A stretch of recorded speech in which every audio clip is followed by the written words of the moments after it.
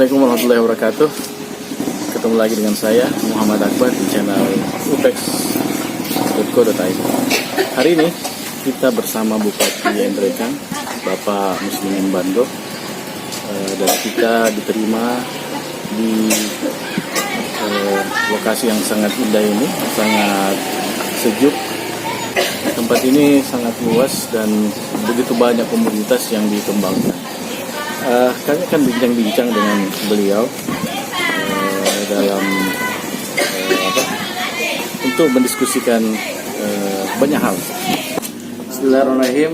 Assalamualaikum warahmatullahi wabarakatuh. Waalaikumsalam. Ketemu lagi dengan saya Muhammad Akbar di podcast Harian Ujung Pandang Express yang kita sebut channel upex.co.id. Podcast ini berbicara tentang bagaimana pengembangan ekonomi bisnis di Sulawesi Selatan, termasuk pengembangan ekonomi agrowisata dan banyak lagi pengembangan ekonomi lainnya. Hari ini secara khusus kami mengunjungi Kabupaten Endrekang dan alhamdulillah kita telah bersama Bapak Bupati Muslimin Bando, Bupati Endrekang yang menerima kami di tempat yang luar biasa indah dan sejuk ini, kebun Maiwa, Pak Bupati. Assalamualaikum Pak Bupati. Waalaikumsalam Akbar. Iya. Sehat-sehat Pak Bupati. Alhamdulillah, sehat orang tua. Wah, tapi semangatnya masih muda tadi, Pak. Tadi bedakan sehat ya anak muda dengan orang tua. Oh, gitu. Sebelum kita berdiskusi tadi kita sempat menikmati sajian 4-5 lagu dari Pak Bupati, ya, luar biasa. Pastinya Bu Sri itu. Iya. Bisa diceritakan sedikit Pak Bupati tentang kebun ini, bagaimana proses pengembangannya, dan saya lihat ada banyak komoditas saya lihat di kebun ini. Oh iya. Makasih banyak Pak Pak. Siap. Jadi saya hadir di sini ada hikmah daripada COVID. Iya. Pada tahun 2014 kemarin justru Bapak Presiden melalui para menteri dan gubernur sampai ke bupati mengeluarkan perintah bahwa semua daerah dalam rangka menghindari penyebaran wabah COVID yang sangat mencekam agar mengeluarkan surat untuk lockdown atau tidak keluar dari rumah. Tapi justru saya berpikir kalau tinggal terus di rumah jabatan atau di rumah justru menurut saya malah sakit saya, tidak produktif, tidak biasa begitu. Akhirnya saya ke tempat ini di dalam kawasan industri memberikan motivasi pada masyarakat, kelompok-kelompok tani di sini untuk bagaimana tata cara atau cara bertani yang baik, seperti itu. Lagi-lagi di sini kan Kecamatan Moyo ini punya lahan yang sangat luas, sehingga perlu memang masyarakat saya di sini untuk lebih banyak menguasai cara-cara bertani, terutama tanaman-tanaman hortikultura dan juga termasuk tanaman jangka panjang.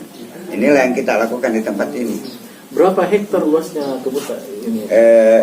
Kalau di tempat ini yang saya tempati ini hanya bahagian daripada izin usaha yang kita lanjutkan dari izin usaha yang telah diterbitkan teman Haji Hasnat beberapa tahun lalu, sejak tahun 2000-an. Tapi setelah usaha somel sudah tidak ada bahan baku kayu, maka saya lanjutkan ini. Ini bukan milik pribadi, tetapi milik izin usaha saja. Tetapi kebun pribadi saya ada di luar. Jaraknya mungkin 5 kiloan dari sini.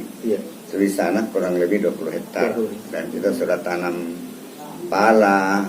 Pelindung dasarnya ada pisang dan lainnya. Kalau di sini apa saja komoditas? Jadi kita di sini mencoba menanam cabai, jagung, Iya. terus bawang merah, Iya. terus yang lelenya kayak pepaya. Kita bikin juga kolam ikan air tawar. Ya. Oh, cabai, cabai bisa tumbuh di sini. Kalau cabai di Indonesia, Iya. khususnya kita di Sulawesi Selatan, cabai yang berkualitas tinggi, mungkin tidak berlebihan. Kalau saya katakan di sini di Endeng pusatnya di sini, cabai rawit yang Iya. tahan dari busuk, yang dikenal di luar, Iya. cabai salut 2. Cabai Ya, salut. memang sedikit lebih kecil, tapi kelebihannya itu tahan lama, tahan dari busuk. Dan itu sudah berapa lama semenjak? Sejak saya di sini, dan orang lain pun sudah kembangkan sebelum saya datang, cuma saja mereka tanam skala kecil-kecil. Setelah kita datang, mencoba memberikan contoh untuk bagaimana mengelola dalam jumlah besar. Iya. Karena seli ini sangat membuka, di samping secara ekonomis menguntungkan, juga membuka lapangan kerja seluas-luasnya. Karena mulai dari penanaman sampai panen itu membutuhkan banyak tenaga kerja. Iya. Tadi kami sempat menyaksikan sekelompok masyarakat datang membawa panennya itu. Iya, iya. Bagaimana membentuk keterlibatan masyarakat? Oh iya. Jadi di sini itu setelah cabai ini berusia 3 bulan, Iya. sudah mulailah berbuah. Iya. Tergantung luasannya cabai ini. Ya. Kalau cabai yang kami tanam bersama dengan kelompok-kelompok di bawah binaan kita di sini, itu sewaktu-waktu kita membutuhkan itu tenaga kerja 50 per hari, 50 orang. Per hari. Wow. 50 orang. Iya. Karena di sini itu sudah bisa per 8-10 hari itu dipetik sampai 1 ton begitu. 1 ton per hari. 1 ton. Ya. Dan kemampuan petiknya seorang ibu-ibu itu Iya. paling 15 kilo per Iya. hari. Ada yang bisa capai sampai 20 kilo, tergantung ketangkasannya memetik buah yang kecil ini. Iya. Dan di situ sistem kilo gajinya. Iya. Misalnya ketika harganya bagus, Iya. kita kasih 7.000 per kilo. 7.000 per kilo. Jadi kalau dia dapatkan 15 kilo berarti 105.000 per hari. Wow. Kalau dia dapat 20 kilo berarti 140.000 per hari. Dan pekerjaan ini ya tidak berat, makanya peti-peti cabai ya dibilang santai tapi serius juga. Ya lumayan lah. Dan saya lihat pasarnya juga tidak terbatas, karena bisa kebutuhan dalam negeri, bisa luar negeri. Tapi tahan sampai 15 hari. Konon yang padang-padang ini sampai 3 minggu tidak rusak, karena dan inilah enaknya, karena sekarang kan jangkauannya misalnya Jakarta saja, laut saja tidak sampai berapa hari, apalagi kalau hanya tingkat Surabaya hanya berapa jam. Dan ini paling banyak dikirim anak-anak ke Kalimantan sampai di Papua.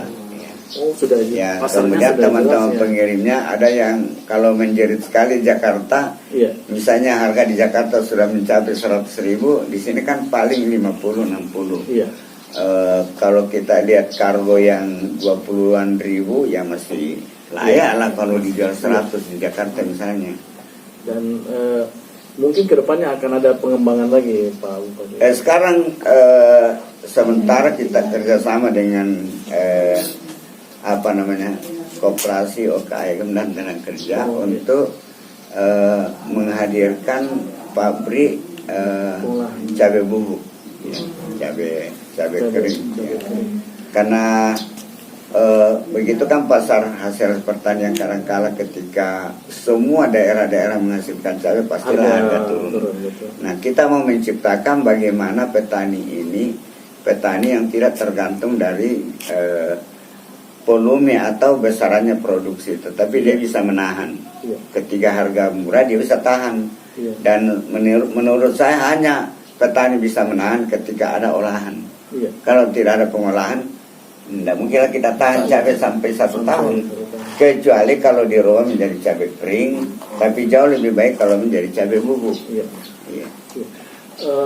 Kalau kalau saya tidak salah dulu kawasan di sekitar Maiwa ini terkenal dengan komoditas jagungnya. Iya. Iya. Apakah ada pergeseran budaya tanam nanti ke depannya ke cabai ataukah bagaimana? Sampai hari ini teman-teman di Maiwa ini masih senang sekali tanam jagung. Iya. Dan memang kalau tingkat ruwetnya jauh lebih mudah jagung ditanam. Cuma kalau hitung-hitung rupiahnya jauh lebih menguntungkan cabai. Jadi bukan kita mau menggeser ini jagung, tetapi kan lahan di sini sangat luas. Iya. Ya. Iya. Kalau komoditas lain bagaimana, Pak? Kalau khusus di Maiwa ini, Ende kan cendana Maiwa ini terkenal juga karena memang di sini daerah tingginya dari permukaan laut ini hanya kurang lebih 150 sampai 200. Dan tanaman-tanaman buah-buahan juga di sini sangat bagus. Misalnya di sini rambutan sangat cocok, durian, lengkeng, alpukat, pepaya, pokoknya hebat sekali di sini. Buah-buahannya. Cuma yang kita harapkan masyarakat ini agar dia menanam dengan skala besar, supaya jangan sekadar untuk dimakan, untuk tempat rekreasi, tetapi bagaimana betul-betul itu bisa menjadi satu penghasilan utama. Contohnya itu rambutan. Kalau rambutan itu buahnya memang maksimal, tidak tanggung-tanggung para pedagang itu kontrak satu pohon itu 1 sampai 2 juta. Nah, kalau sudah dimiliki misalnya 100 pohon, berarti kita kan bisa dapat 200 juta. Iya, hanya teman-teman di sini banyak yang tanamannya itu tumpang tindih. Jadi semraut maksudnya. Itu ada pohon jatinya, ada enaunya, ada rambutannya, ada langsatnya, ada coklatnya, ada pisangnya, dalam sebuah hamparan yang sama. Jadi kayak supermarket begitu. Kita mau sekali rambutan semua. Misalnya 2 hektar rambutan semua, kan enak juga pasarnya. Apalagi kalau kita sudah bisa menanam dalam jumlah banyak, kita menjadi diperhitungkan bagi pedagang-pedagang untuk diantarpulaukan. Tapi kalau sedikit kan tanggung juga untuk diperdagangkan. Dan memang untuk mengubah pola pikir dan pola budaya bertani itu tidak bisa langsung. Harus dikasih contoh mungkin. Harus dicontohkan. Karena ada misalnya saja, saya sering sampaikan di mana-mana, tebang ini pohon ini yang tidak menguntungkan. Misalnya mangga, yang mangga tradisional kecut. Tapi kadang-kala dia ada alasan klasik bahwa, aduh, jangan potong deh, kuliah nenekku kalau kuliah pohonnya, aduh, ini kan nenek sudah makan ulat, masa abang gitu juga. Bagaimana? Iyalah. Dan mungkin karena kesuksesan Pak Bupati ini menggalakkan pertanian untuk menumbuhkan ekonomi masyarakat, sehingga Badan Riset dan Inovasi Nasional mengajak Kabupaten Endrekang untuk bekerja sama mungkin. Hanya ada 3 daerah di Indonesia, Pak. Salah satu di antaranya yang itu, tetapi yang lebih penting ialah bahwa Endrekang memang telah memiliki kebun raya sejak kurang lebih 15 tahun yang lalu. Bahkan kalau perencanaannya sudah 17 tahun, tetapi dimulainya secara intensif itu 15 tahun lalu. Sehingga bulan lalu kita diundang ke Jakarta oleh BIN, Badan Riset dan Inovasi Nasional, untuk menandatangani MOU dalam rangka pengembangan kebun raya di Indonesia. Sayang-sayang pada waktu itu karena baru 4 daerah yang sudah siap untuk MOU, baru 4 daerah, dan itu pun yang hadir baru kami 3 kabupaten kota, yaitu dari Toli-Toli, dari Endrekang, dan 1 dari Jawa sini, sekitar Jawa Barat, Kabupaten apa namanya. Yang sesungguhnya itu sudah sudah dibuka seluas-luasnya untuk kita MOU. Iya. Mungkin salah satu juga pertimbangan kebun raya Endrekang ini, Iya. kebun raya Mas Chandra Pugu Endrekang ini, karena terbilang dengan usia 15 tahun itu perkembangannya cukup dinamis. Ya. Iya. Lagian kan memang dari dulu ini menjadi binaan Kebun Raya Bogor. Iya. Bahkan ditempatkan di sini kemarin Teknopark untuk memberikan edukasi dalam hal pengembangan kebun raya. Iya. Alhamdulillah sekarang kita sudah punya kurang lebih 3.500 spesies tanaman Di kebun raya di kebun raya itu, dan luasannya juga cukup. Iya. Kalau ada biaya untuk mengembangkan, kita memiliki itu lahan kurang lebih 300 hektar. Ya lumayan luas juga, lumayan luas. Ya. Baik. Nah, ini mungkin kita bicara ke depan, Pak. Nah, ke depannya ini Endrekang kan dikenal sebagai kota, sebagai kabupaten yang memproduksi banyak produk-produk agro, sayur-sayuran. Nah, ke depannya ini pengembangan Endrekang itu seperti apa, Pak? Secara geografis, Iya. alam Endrekang ini memang untuk taman agro itu memang sangat cocok. Iya. Lagi-lagi selama ini dan insya Allah akan ke depan, Endrekang ini sudah menjadi kebanggaan daerah-daerah lain di Indonesia Timur, bahwa kitalah yang banyak mensuplai sayur mayur, kita yang ke Manado, Restara, bentuk-bentuk yang kita bawa ke sana kayak kol, banyak lagi tanaman lain. Terus kita ke Kendari, kita Sulawesi Tenggara, kita ke Kolaka, kita mengirim ke sana beribu ton bawang merah. Lalu di Sulawesi Selatan sendiri, terus Sulbar juga. Kemudian pasar kita yang paling besar permintaan adalah Kalimantan, seluruh Kalimantan. Ya. Apalagi kalau jadi perencananya Bapak Jokowi, Presiden kebanggaan kita ini, bahwa ibu kota negara akan berada di Kalimantan, maka yang paling berpeluang untuk cepat maju dalam bidang agro adalah Kabupaten Endrekang, karena kamilah yang terdekat, tanpa saya mengabaikan Pindang Sidap, Pare-Pare, sampai ke Sulbar. Karena kita tahu bahwa Sulbar sendiri bukan tanaman horti menjadi pilihannya, tetapi di sana banyak sawit. Terus Pindang Sidap ini, kalau mereka tetap bertahan pada suasembada pangan, maka dia lebih fokus memilih pada padi atau beras. Kalau kami di Endrekang, khususnya 9 kecamatan daerah pegunungan, kita juga mau tanam padi, tetapi bagaimana mau ditanam di lereng gunung?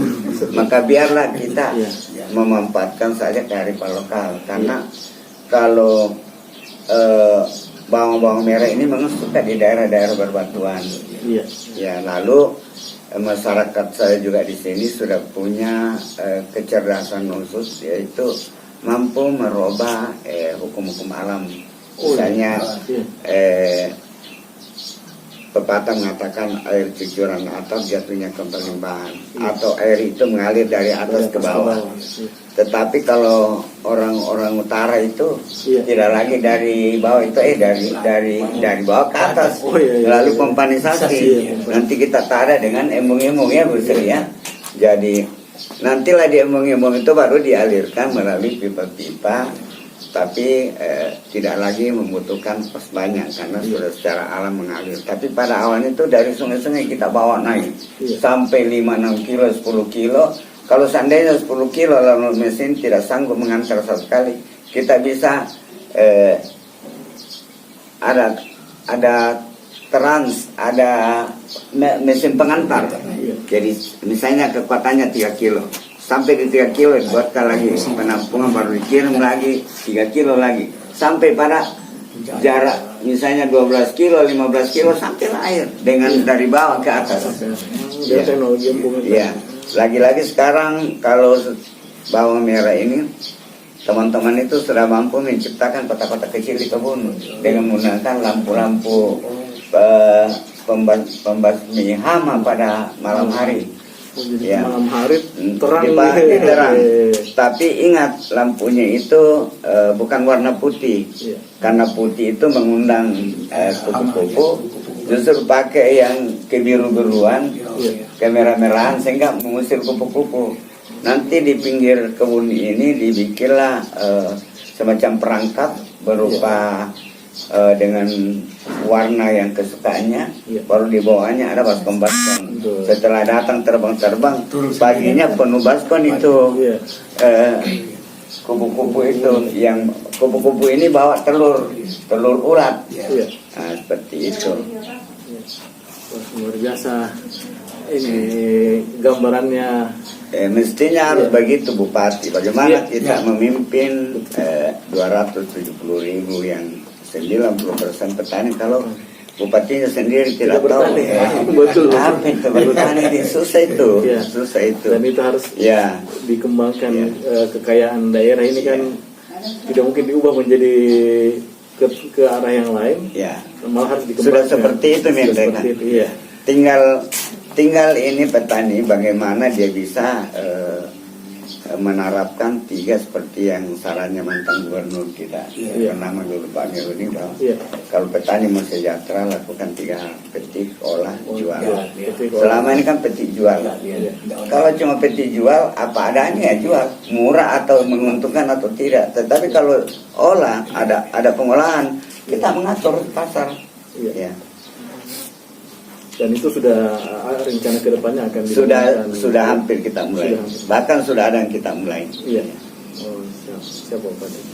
Nah ini mungkin sedikit bergeser dari tema ekonomi. Bagaimana soal politik ini, Pak Bupati? Politik apa ini? Ada ancang-ancang untuk ke Sulsel atau gimana? Kita kan mau kemana lagi, sudah di Sulsel ini, ini kan sudah di Sulsel, maksudnya mau kemana ini?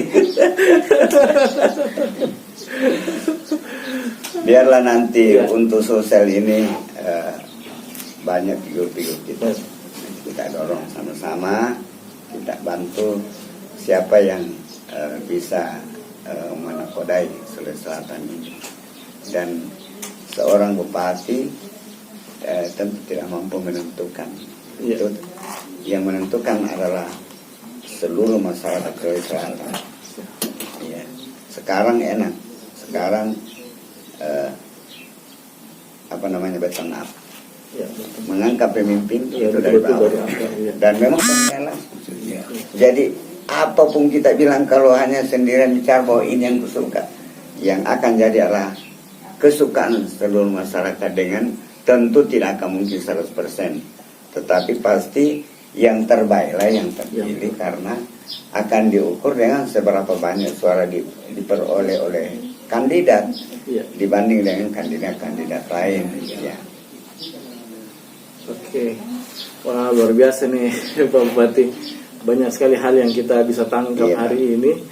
Dan jujur saja memang luar biasa pengembangan agrobisnis di Kabupaten NTK ini tidak setengah-setengah.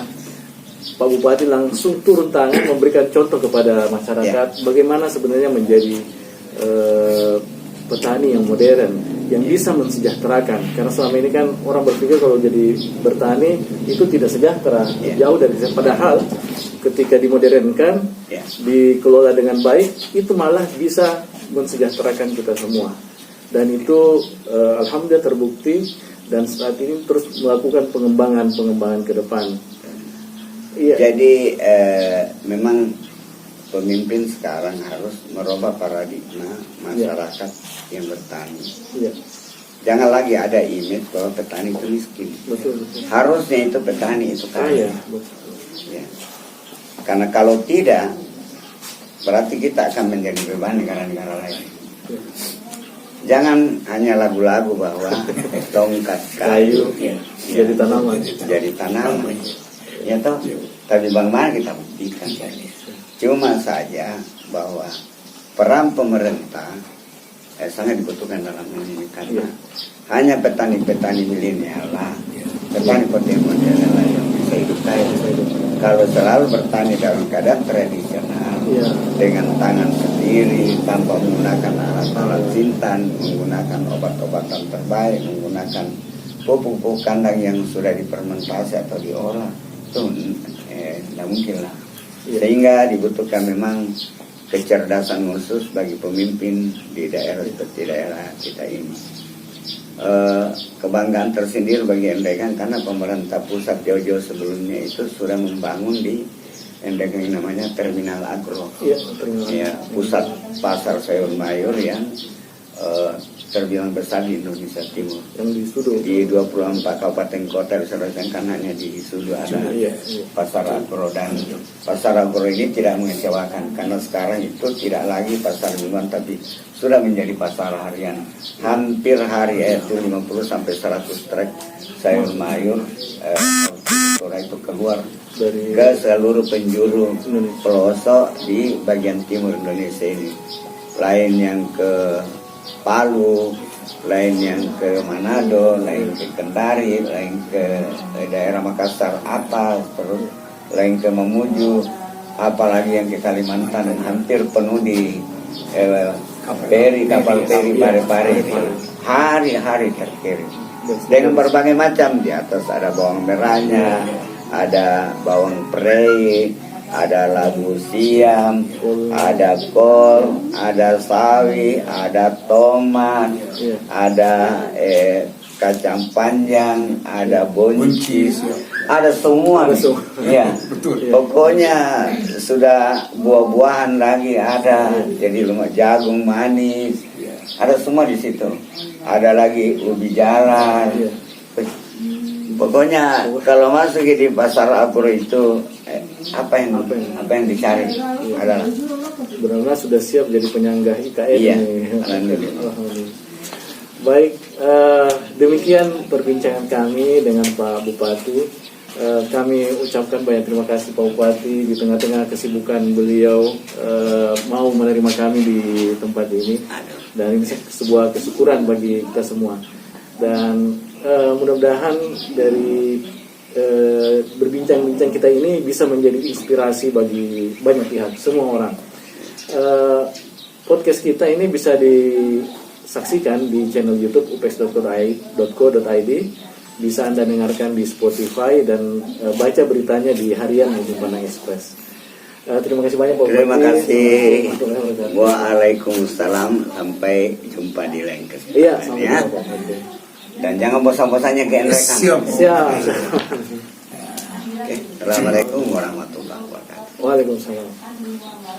Oke, sahabat UPEX, demikian perbincangan kita dengan Pak Bupati. Cukup panjang, tapi kami berharap informasi dari podcast hari ini bisa bermanfaat bagi kita semua. Demikian, assalamualaikum warahmatullahi wabarakatuh.